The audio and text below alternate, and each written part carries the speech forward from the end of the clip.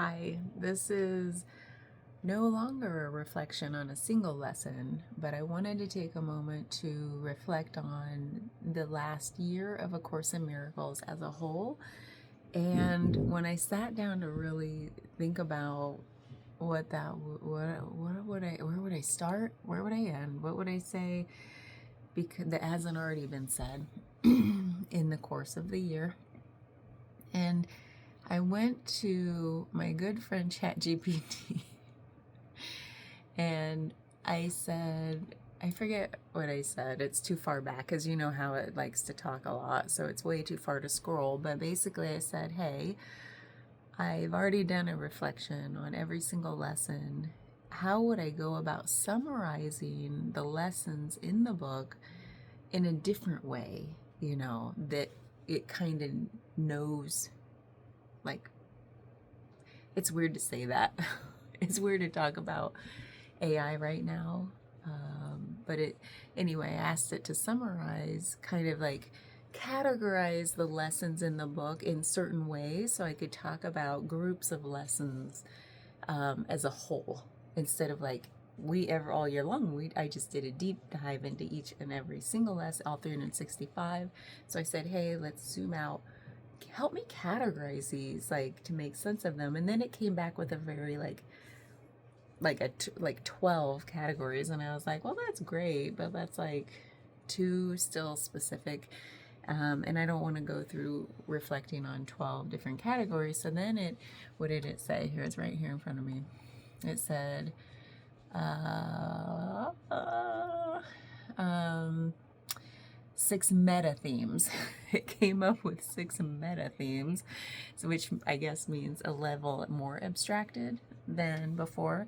So I'm like, okay, that's good. So the way just for context, the way I use AI, in this case ChatGPT, is more about breaking my mind open and not being so prescriptive, like this is how you should think, and blah, blah, blah, blah.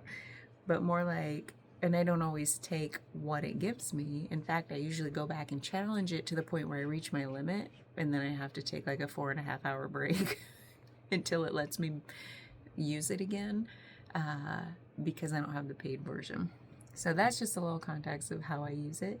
So I went back and forth with it and came up with this, fine-tuned this kind of 6 meta themes that I'd like to talk about, because I was like, hey, there's a pretty good. They feel true to me. And that's kind of how I decide how good the content is that AI is giving me. It's like, does it resonate? Does it feel true to me? I'm not just going to take something and run with it just because, like, oh, ChatGPT said it was good. So anyway, I have my copy. Here we are on New Year's Day afternoon, winding down with A Course in Miracles so that I can then introduce you and myself to this year's daily practice that we came up with. I did use ChatGPT for it as well, and I'll describe kind of how how I engaged the AI to help me with this new project. So I'm trying not to be one of those people that's just like, AI is so scary and bad, and because there's always both, and there's always pros and cons, there's always paradox, there's always like I would say if we were fearful of every single thing and just said no, then we'd never get anywhere. But if we can engage with things, and this goes with anything in life, like any invention, any innovation has come with downsides. But if we just said no to every innovation, where would we be? Where would we be? We certainly wouldn't have as many conveniences in life, would we? So we just have to be smart about it, and not just take it all or nothing, but like take the good and keep improving the not so good, right? So that's how I treat AI. It's like, I want to be the person who talks nicely to it and says please and thank you and engages with it in the good ways that humans engage with each other, because that's how it learns. If I only leave it up to people who aren't doing that, or if I don't try to be part of the good trend with AI, then I feel like that could be equally as bad as just not using it at all, or like using it so much that it hurts the environment more. So I just think of things in like, well, nothing's black or white. And if we think in black and white, it tends to mean we're scared, we're fearful. So I'm trying to engage with it in a way that like gets me excited, breaks my mind open, taps into my own creativity and fires me up to be more creative. And that's how it's been working for me. Thanks for going along on that ride. Okay, so anyway, number one meta theme about A Course in Miracles, as I want to reflect on some of these topics and what it really did for me. And you know what? I might have a totally different reflection tomorrow. I have not put a lot of forethought into this because over the course of like lessons 361 through 365, I did a lot of reflecting over the year as a whole. So I feel like all of that was true as well. So number one, learning to notice what's actually happening, from projection to perception. And then it's like learning to notice what's actually happening. So to me, that took me many times through A Course in Miracles, not from just projecting with my mind, but like what's my true perception of what's happening, not just from the mind, but also in my body. How are things resonating with me? And I told you I struggled a lot with like the language.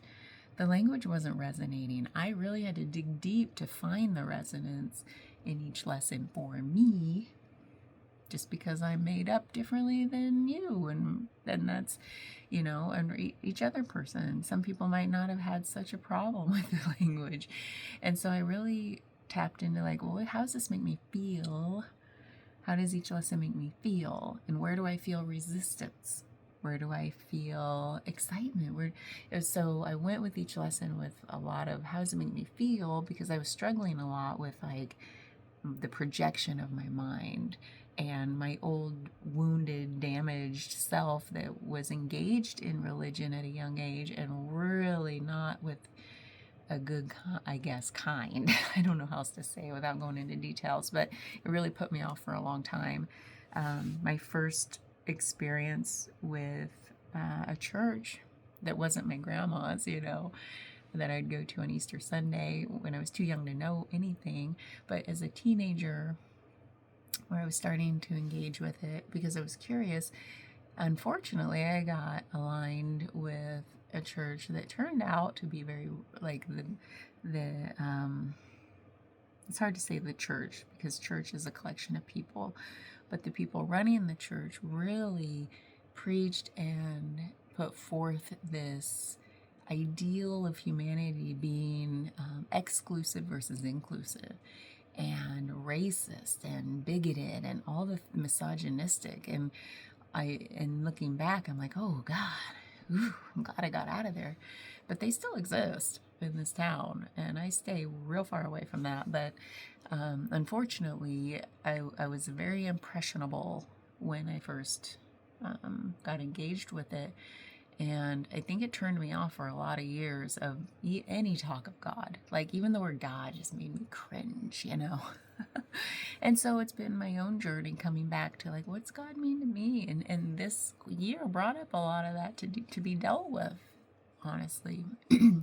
So I had to learn to notice what's actually happening versus like all those old projections, from my mind. Like, wait a minute, those are old stories. What's here right now?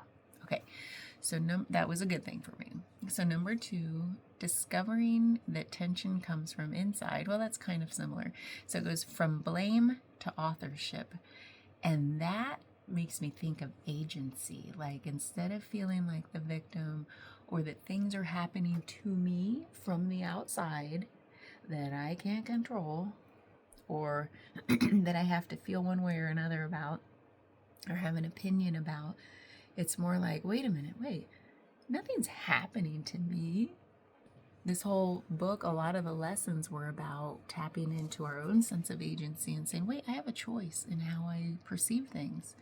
I am the author of my story, not just like the, you know, when you look back and you're like, oh, that's a story in my life. And it's like, well, now I'm just at the mercy of how that story plays out all through my life. And still, it's like, no, wait a minute, I can write my own story. I don't need to just be like held in the grip of old wounds and old storytelling and negativity. So discovering that tension comes from the inside is like, wait a minute, I'm not the victim here. Anything that I'm feeling, I'm gonna take responsibility for it, because even if I feel like I haven't done it to myself, I maybe have yet to address it within myself, and that's my responsibility. So a lot of the lessons really pointed to that sense of, wait a minute, everything comes from within. That authorship comes from within, that agency, and I have it. And for me to be like, I don't have any agency, I'm the victim, not in those words, but you know what I mean. I know you know what I mean. So anyway, that was a big one that really had I think one of those subtle impacts on me that really I feel more confidence in myself because of that authenticity I've tapped into more, that came from, wait a minute, I never felt like a victim, but honestly, I think I still blamed the people who were involved in my story, and it's like, wait a minute, that's an old story. I am done reliving it. I've worked on it so much, worked on the forgiveness, blah, blah, blah. So anyway, that's funny. I didn't realize number 3 was that exact thing. So perfect timing, good segue. Number 3, letting the story drop. It says from judgment to forgiveness. So that's right where we were going. And the book, I've said this many times, it talked about how forgiveness means acceptance. So instead of judging people or judging situations for being wrong or not how I feel like they should be, like something's not right here, it's like going from that, because judgment is just an opinion of the mind, right? It's like, oh, it's this, not that. That, I swear to God, you could summarize the word judgment in those words. This, not that. That, not this. It means you're like, everything's like divided into this, not that. Preferences. That's good, this is bad, or vice versa. So it's like, those are judgments. So instead of that dividing, forgiveness means acceptance, which means coming back into wholeness, not dividing, no separation. Nothing's wrong here. Everything's okay. Everything's allowed to coexist. And I must have said that a million times through these lessons. So not only did I already have that feeling, I had to really sit with, wait a minute, I'm still carrying around my stories. And now when I have memories of the old stories, like of the happenings, I try to see that as like, okay, it was a happening. It happened. I have dealt with the forgiveness. I have dealt with talking to my inner child and giving it what it needed in that moment and did not get. So I've done a lot of the work. There's probably more. There's always more. But now, instead of like storytelling and saying, okay, and that's why I am the way I am, and I'm always going to be this way because of that, it's like, no, let the story drop. And that had a big impact on me this year, because it's like, I feel like I'm just now emerging from that understanding into that sense of agency and authorship and all those words we just said, into like my own power. And I'm like, whoa, if this is just the tip of that iceberg, I am here for it. So the book somehow really did that for me. It's so funny. I had no idea that a daily practice where I felt like I was just reflecting on words and lessons and what it meant to me really was going to be transformative. I did not have that expectation going into it. And only after, like, when you're in the thing, I don't see that. I'm just in the muck of it all. And then looking back, it's like, holy shit. It was amazing that way. So, but I think I have to do, okay, I'll give myself credit, because this is the year of stepping into my power and confidence and owning up to the things I do right. So I do have to give myself credit for continually orienting toward doing the hard work. Now, is it as hard as everybody's work? Maybe not. But it was hard for me, and that's all that matters. That was another thing about the word judgment, is like, no more comparisons. Those two words sometimes are synonymous. I was a comparison freak. And it wasn't always like negative. It was just like always happening. And so when I just said that, like the whole, is it as bad as someone else's? Like, that's even dipping my toe into the comparison world. It's not necessary.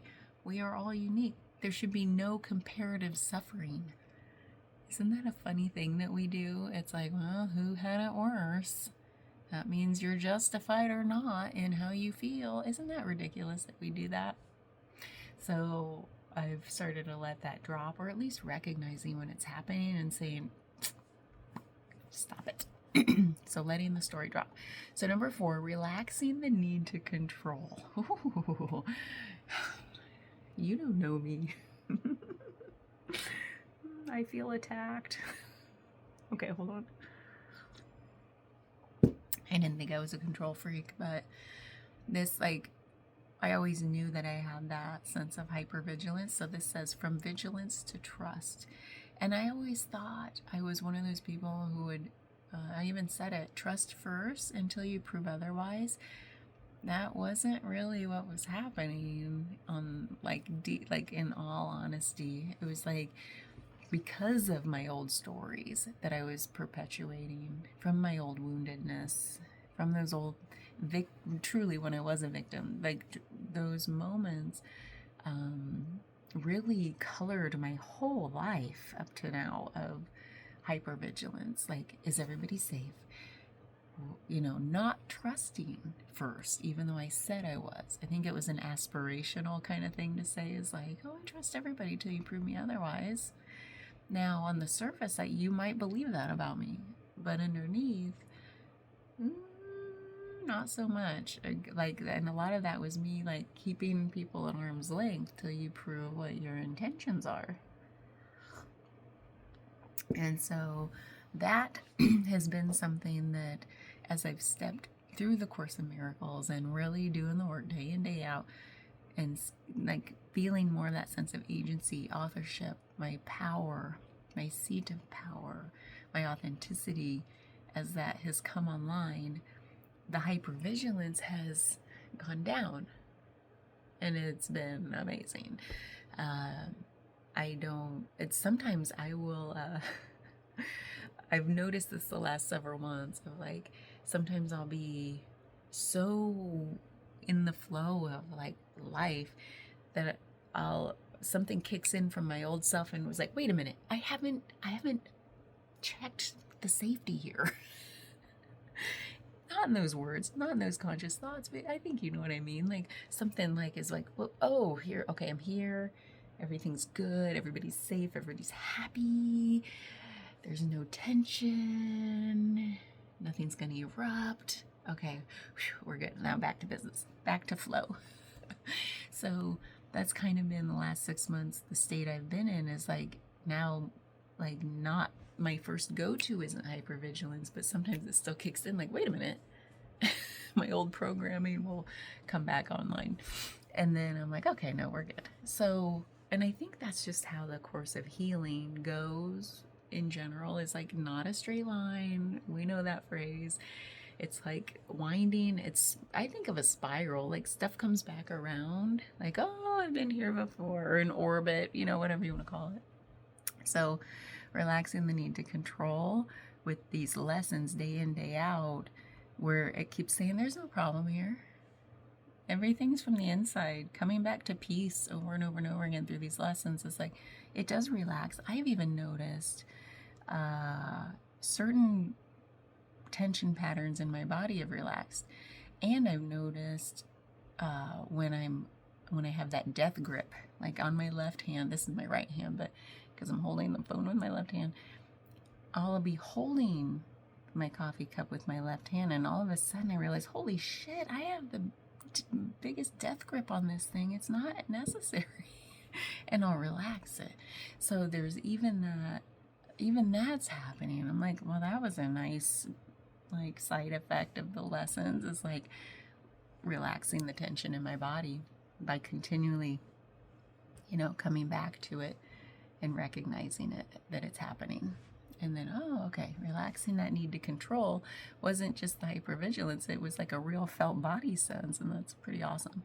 So number 5, being here without reference, says from time to presence. I tell you, I have been a timeaholic. Like, I'm so obsessed with time and timeliness and this and that. That's something I did put in my goals for 2026, is to work on not feeling triggered when people don't start their appointments on time. Not my clients. I swear I never have late clients, which is like amazing. But see, I have more forgiveness and acceptance for people who are late, like to come see me, versus the people, like when I'm going to see them and I have an appointment, I'm trying to figure out where this comes from. But man, it triggers me. It's one of my biggest, I think it's the number one thing I get triggered by. I don't even know of any others other than this right now. I'm sure there are more. But it's like, if somebody has an appointment, like I've booked something, I'm their client or their patient, and they say, be here at whatever time, and they are starting my appointment on time, something rises up in me. And you know what it is? It's the me going, well, I wouldn't do that to anybody. I am so like focused, and I'm not saying it's a good thing. I'm just saying this is something I'm working on. Like, I will bend over backwards to not be late if somebody's coming to see me. Like, if I say this starts at this time, by God, we're starting early. You show up early, we're starting early, but if other people are late to see me, I don't feel triggered. It's that whole, like, what the thing that comes in my head, it probably is like, well, I wouldn't do that to them. Why are they doing it to me? Is my time not important?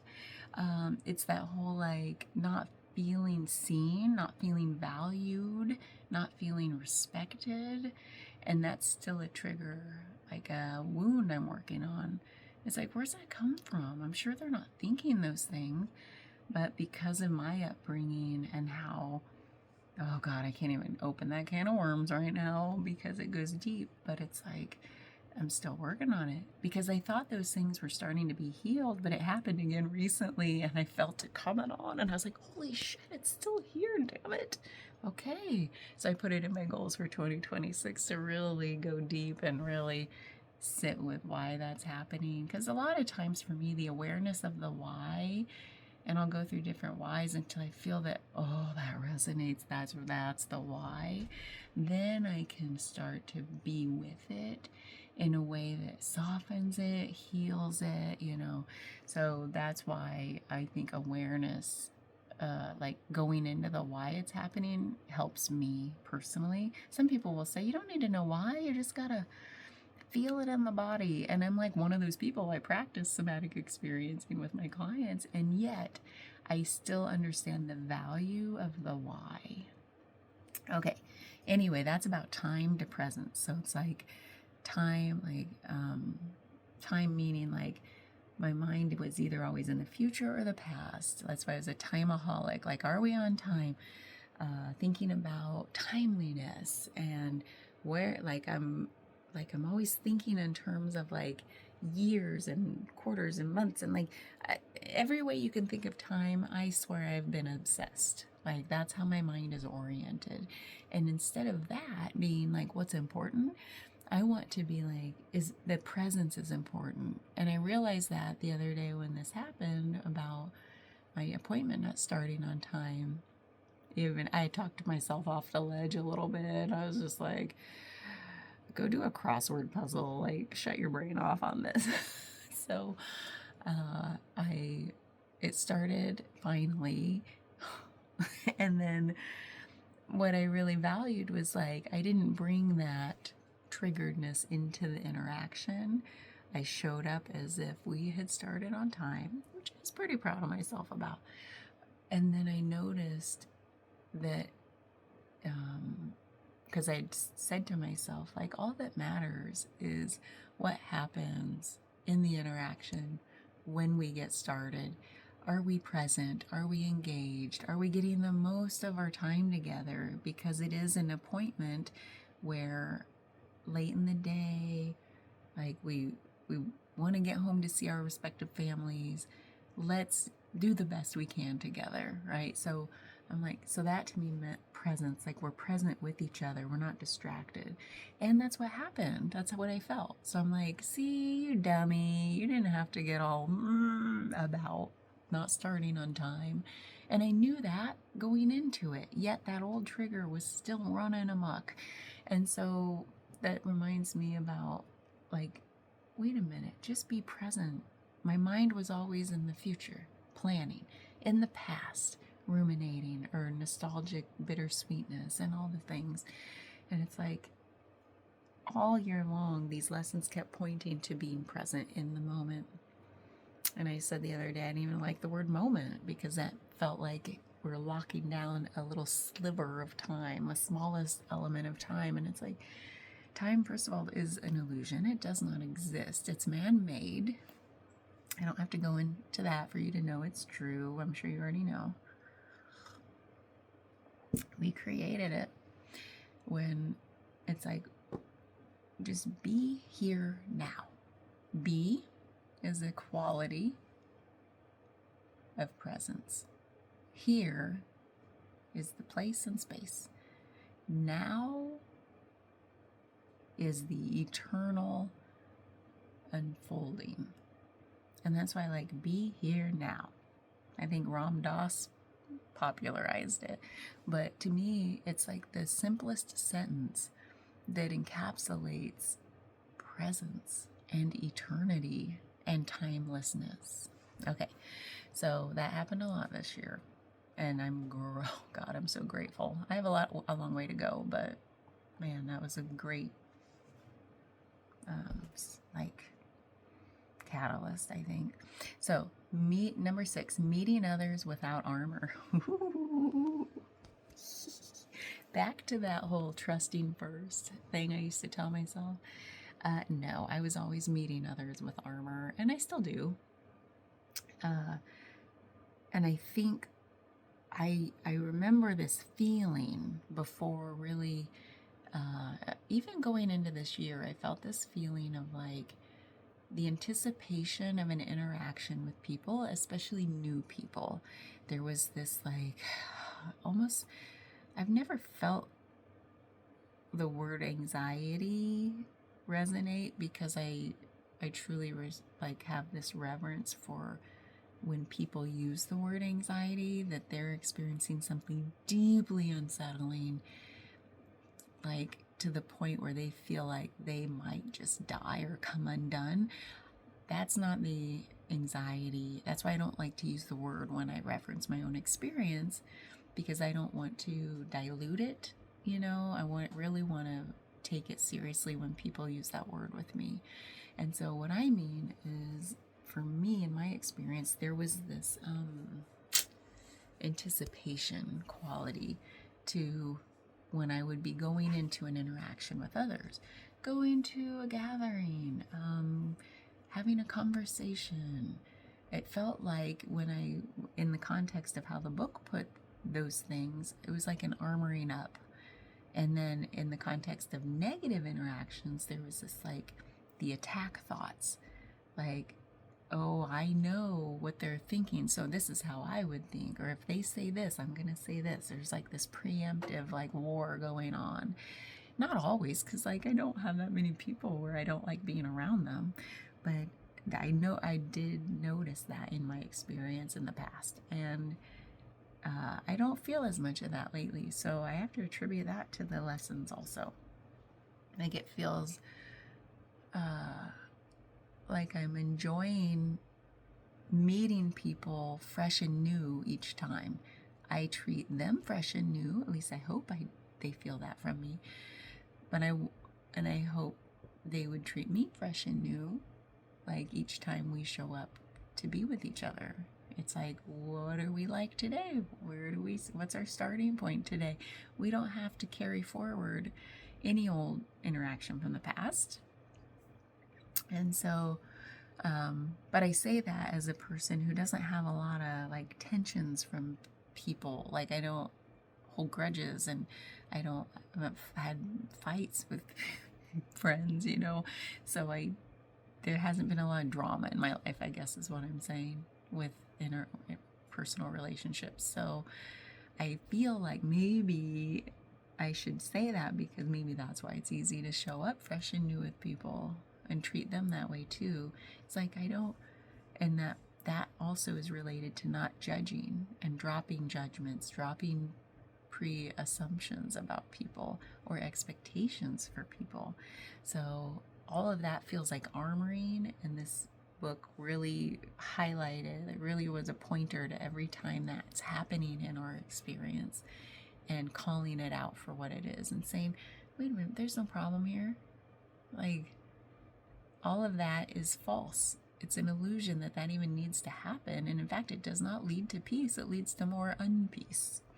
So, number 7, resting instead of fixing. Ooh, ChatGPT, how do you know me so well? I didn't even really give it that many instructions or how to come up with this meta list, but it knows me. So, resting instead of fixing. It says from striving to remembering. And it gives an example of embodied language, and it says, I began to trust that nothing was wrong that needed fixing. And that's what I kept saying with, like, there's nothing wrong here. In fact, it's all ego that says, there's a problem here that needs fixing. Uh-oh, you better fix it or else everything's going to fall apart. Oh my God. And it's like, wait a minute, what? I now trust that in any moment I can think, like my stepson and I were talking about this last night. He was kind of going into, we were like, I'm so glad he came over last night. We were doing one of our traditions, and we were watching, like, between 11 p.m. and midnight, we'll turn on, we've done this so many years, not in a row, but various years where we're all together, we'll turn on an episode of Bob Ross. And that's how we ring in the new year. It is one of my favorite traditions. And so last night we were doing that, and we were sort of like just chatting a little bit about the next year and of 2026. And he kind of had a negative slant a little bit, because he had such a good year this year. He wants more of that. And then his mind went to this place of like, but it just can't happen, that sort of thing we do. And it's like trying to set your expectations low, I think. And I've been an expert at that my whole life. Like, set them low and you'll never be disappointed. And that's kept me from really living an empowered life. And that's the corner I'm turning. And so when I heard that show up in his language, I was like, and he doesn't want to hear some old lady talk about this when I was his age, I certainly wasn't putting any like respect in other people saying these types of things, like, what, you don't know what you're talking about. And it's just like something to the effect of like, change is the only constant, and so the world's just going to keep doing what the world does and presenting us with opportunities to struggle and overcome. And I didn't even use all those words, but all we can do is like trust that we'll meet it with how we're equipped in the moment. Because what other option is there, really? Like, what else could there possibly be? How else might we meet any challenge? It's gonna happen. We show up equipped with how we're equipped. And then we move through it. And so that was a real beautiful, felt like knowledge download, not knowledge, but like knowledge download this year. It was just like, I trust that. A real trust came in about that this year. Whereas before, I didn't really have that preemptive, like, oh, everything's gonna go to shit. Like, I wasn't like that. I thought of myself as pretty optimistic. And yet, there was, in some parts of my life, this over-preparedness in my mind, anyway, about, just, it goes back to that hypervigilance thing, too, but an over-prepping for things, even down to, like, I overdid everything. I over-gift buy, I made too much chili all the time. Like, who am I feeding? An army? Like, I overdid everything. I was like an extremist. And now it's just like, no. I was just like, not everything has to be optimized, I was such an optimizer of time and energy and resources, and I'm an old project manager too, and a scrum master, and I mean, like, God, I had everything working against me.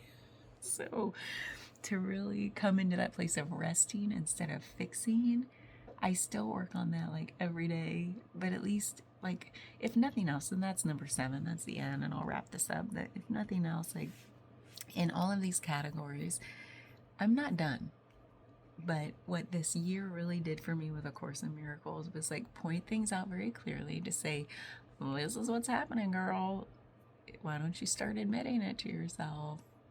And I'm going to keep pointing it out to you so you can keep reflecting on it, on how it's showing up in your life. See it clearly for what it's doing and start to let go. Start to relax. Relax. And I never felt stressy, but like everything in my body was like holding. So that's been a nice unraveling, dissolving, melting, all the softening, all the things that make you feel more at ease. And now it's like, oh, now I know how this goes. I know how to see it clearly now when it shows up. I know how to move through it more easily when it shows up. And if that's like, I'm so grateful. So then I was reflecting, okay, now that we're done with like the meta categories that ChatGPT helped me come up with, thank you very much. I was thinking, like, how did I even get onto this whole Course in Miracles thing? Like, it wasn't in my awareness until the latter part of 2024. A whole year ago, probably in some podcasts, it kept popping up. And, when things keep popping up, you're like, okay, universe, let me look into it. And I did, and I was like, okay, I think I need a little structure in my life. I could do a daily practice. I've never had a stick-to-itiveness on anything in my life. Not really. And so we were struggling. Like, my husband's parents were like, what does she want for Christmas? And they were asking my husband, and he's like, so he asked me, and I was like, do you think they'd get me the book A Course in Miracles? Because, they're Catholic, highly religious. And I was like, and apparently this, like, book was channeled from Jesus, but it was, like, channeled. So that's might be at odds with deeply Catholic people. I don't know. So I said, but part of me, I remember back thinking, there's this little rebel in me saying, that'd be cool if they got it for me, and and if it was at odds, because, like, in the end, it's all the same message, right? But the word channeled, I don't know if they would even, so they got it. They didn't even look into it. They're like, she wants it, she gets it. And so I remember a year ago at Christmas when I opened it, and I'm so grateful they got it for me. I opened and read the first part of the book, shoot, I wish I had it here, but it was just a short paragraph that's like, nothing real can be ruined or something, and nothing false can be, I forget, but it was this really great quote to open the book. And then I turned around, my husband's father was sitting behind me, up on the chair behind me, and I was like, oh, look, do you want to read this? And he read it, and he went, it's one of those, okay. And that was the end. And so I just saw him today, and I forgot to tell him that I finished the book. He probably wouldn't even remember he got it for me. But anyway, I was trying to reflect on like, what even got me into this? Gosh dang, I'm so glad. Thank you, universe. Because if nothing else, if I didn't learn, or not learn, but like, if not a damn thing happened worthy of me talking about it because it had such an impact on me, then if nothing else, I did something every day for 365 days, and I'm proud of that. And it wasn't every day. Sometimes I accidentally missed a day or whatever, got busy or was traveling, and I had to catch up a couple lessons in a row. But I don't think I ever went 3 or 4, without doing it. And only in this last week with Christmas did I hit like where I had to do 4 in one day. Otherwise, it was like usually 2. So anyway, I'm pretty proud of that. So with that, I wanted to share with you what I'm doing for 2026. I probably should just do a separate video on this, I would think, but I'll share it here, and then maybe I will do a separate video as like a little intro. And I don't even know why, because I don't expect anybody to watch these. It's really just for myself. But something in me says share it. Because through the process of creating videos, versus I could have just done journaling every day, but something different happened in me, because I'm not one to like talk at a video about deep feeling things. Like, this was a first for me, like to create a YouTube channel, to do this. It felt like it came from somewhere else, so I just have to trust that. And if in the end it was like, if it does not age well, I don't know how else to say it other than that, then oh well, it's the journey, right? So I'm trusting the journey, that things happen when I just start talking. I felt this whole year like I don't even know what I'm thinking until I open my mouth. A lot of times with these lessons, I would just kind of have them in my mind each day. And then when I turned on the video the next morning to do a reflection, I had 99% of the time, I had no idea what was going to come out of my mouth. I just knew the types of things it made me think of throughout the day, or how it left me feeling. And I started there, but then it, if you were watching, it took a lot of wild turns. So here we go. For 2026, what am I calling this? I'm still workshopping it, even though it's the first day. What am I titling this? I think I'm titling it Daily Spark, a Year of Questions.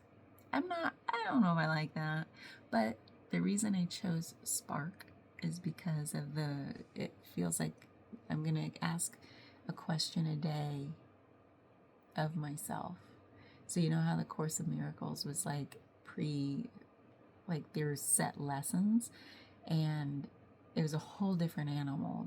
They weren't really questions. They were like pointers to some foundational truth, and peace. It kept trying to orient by pointing back to peace, like see things clearly, see the illusion, orient toward peace. I thought, wow, that was great.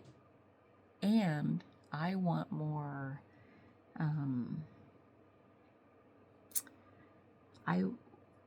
going into this year, I was like, what other blind spots do I have?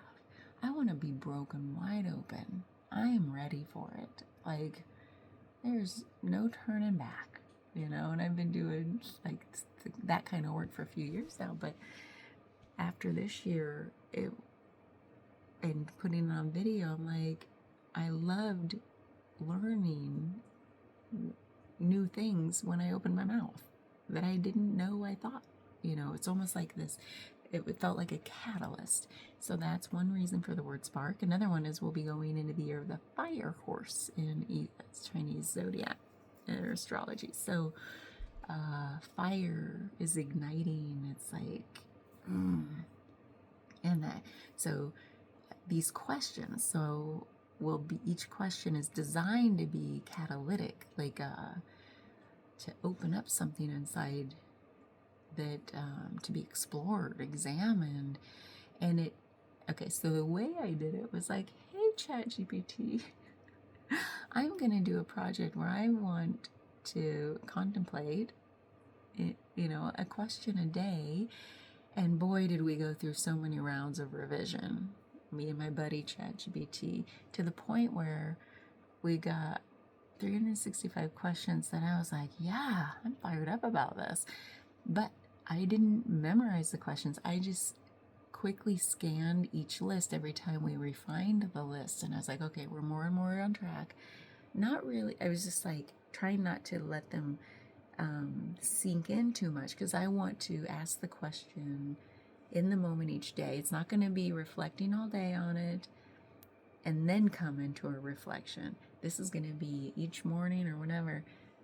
See the question brand new, like I've never seen them before, because really I haven't. I just scanned. I really honestly don't remember any question. I'm going to see how it hits me in the moment and just see what comes out. And it might be different day to day, but that's okay. I'm just going to do that question once. So I'm excited. And the reason I want to share this, and maybe I'll do a shorter intro video, is like if anybody else, because I did a lot of prep work on this, because why not? I don't want to just, through the Course in Miracles, it's built up this like intentionality within me that I've been craving for years. I've just been like, go with the flow, wherever the wind blows me, in my whole life, in almost every aspect. And it's felt pretty rudderless. So, and some people wouldn't say that, because like they would look at me, and I'm saying this because I've heard it said to me, like, all the things, and you traveled, and you're educated, and blah blah blah blah blah blah. I done all these things, and it's like, but I was still rudderless. I was just like, wee, doing all the things, whatever's my fancy, whatever. So now, it was 2 years ago. I was like, when I was away at massage school, so 3 years ago, I was like, I felt something. I was like, I need more intentionality in my life. I need to be more intention filled, like when I go in to do things, when I meet things, like I just need more intention in my life, and which would build that sense of agency, like this whole like the ownership, authorship of my life. Like, what do I want? And so I felt that growing, to have more intention with everything I do. And not everything. So I'm still like this little whimsy machine, like, yay, what do I want to do now? But you know what I mean? Like, you need the opposite energy to help balance you. So I needed some amount of intention. So that's why I like this daily practice thing now. It's like, oh, it's very intentional. And it's not about what I expect to happen. Now, going through A Course in Miracles, there was no way to predict what was going to happen through that process. I just showed up every day and did the thing.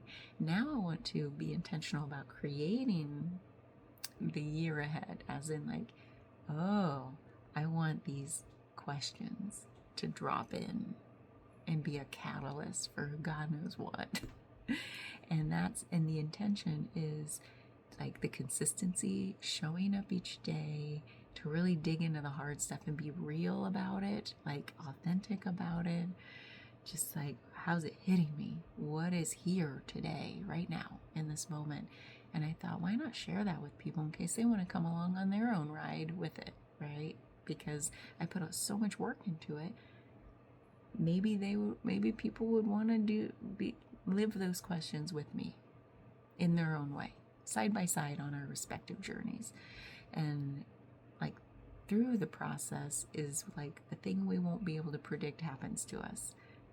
What will happen to us when we do this? What's going to happen? Who knows? Maybe nothing, but I doubt it. So let me take a drink of coffee. Maybe I should put chapters. I think I'll put chapters on this one so you can. I used to do that. I remember. Got away from me. So you can skip ahead on this. So anyway, ChatGPT and I went through rounds of creating the 365 questions, broken down into kind of like quarterly themes, if you want to call it that. What are they? I have it up right here. And the themes aren't sexy, like they're, and I also put in, one of my inputs to ChatGPT was like, you know how I like paradox, and I like the both and I like them seeing the micro in the macro and vice versa, and there's truth in everything, and I love thinking about science and spirituality, and I like how there's truth in both and how they reflect each other, like all the things in the scale of things, when you look at things from different scales, different dimensions. And I was like, hey ChatGPT, you know me, you know what my interests are, help me really come up with questions that really that are infused with all that stuff, you know, not just like. So anyway, one of the category, the first quarter one category, and it's just like a high level, because I said if you were to have like, and I think it even came up with the quarter thing. It kind of broke them down into like themes by quarter as like an evolution of throughout the year. So the first quarter, first 90 days, it says destabilizing the location of truth. And in parentheses, it says inner/outer/relational. Like I said, not sexy. Very like, let's write a PhD dissertation on this stuff. Destabilizing the location of truth. And then next quarter is micro, macro, and it has like a double arrow in between. Like there's, you know, they go both ways. You can see them micro in the macro and macro in the micro. So it says micro, macro, seeing the same truth at different scales. Seeing the same truth at different scales. That's quarter two. Quarter three is spiritual scientific with the double arrow, /energetic/arrow physical, destabilizing explanatory authority. I would have never put it that way, but I like it a lot. Spiritual scientific, energetic physical, destabilizing explanatory authority. Oh, I love this stuff. And then the last one is living inside multidimensional truth. And then in parentheses it says without anchors, because I really believe it knows how much I've appreciated, like through A Course in Miracles and the journey I've been on, coming to this, like there's nowhere to land, and that's okay. It's only in the landing where it hurts. It's only in the trying to slow down and gripping, clawing your way, like putting your arms out to stop the momentum is what hurts. The momentum itself doesn't hurt. Change doesn't hurt unless you try to stop it. So anyway, living inside multidimensional truth without anchors. It's basically like being grounded in the constant change, you know. So those are the 4 categories. Now for the creative part, I'm really pleased with this. Look what I did. I copied all 365 questions, put them in like a spreadsheet so that that's what I'm scrolling here right now, is they're all in a spreadsheet, and then I copied that into a Google Sheet into a table format so that I could get as much on one page, save paper, and then printed them on my printer and cut them with my paper cutter, like that old school paper cutter right there. And I had these little binder rings. You cut them. This is the first 31 questions organized by month on a little binder ring. And then I was like, that way I can have them with me or just use the spreadsheet, but I thought I like having a little handy dandy thing. And then I created this. I hung up some command hooks under my shelf where my bob lives. And then I have this old drumstick. It's like on the hook. And then I put February through December, all ready to go on their binder rings. It's so ridiculous. But the drumstick makes me laugh because it's an old Halloween costume prop from like a few years ago when I was Garth from Wayne's World. And I had to buy a set of drumsticks. So at least it's getting some use. But anyway, I thought I like a good craft project. So yeah, anyway, that's what we're doing. And the goal is like to be broken open, to just grow, to be more than I thought I could be, to learn more about myself than I thought I ever could know. I love a question. I think questions are way more interesting than opinions, than answers. A question is a key to open, I don't even know what door, till I open my mouth. So anyway, I'm going to wrap this up. We're almost at an hour. Thanks for being here. Seriously, if you've been here through my Course in Miracles reflections, it was messy. It was messy and fun. And I'm really proud of doing one thing every single day for a year. Now I'm going to do that with exercise in 2026, along with these questions. So I'm going to go do that right now and do the first video. I got to think of a new title though. It's just, I like it, but it could be better. Daily Spark, a year of questions. We'll run with it. Happy New Year.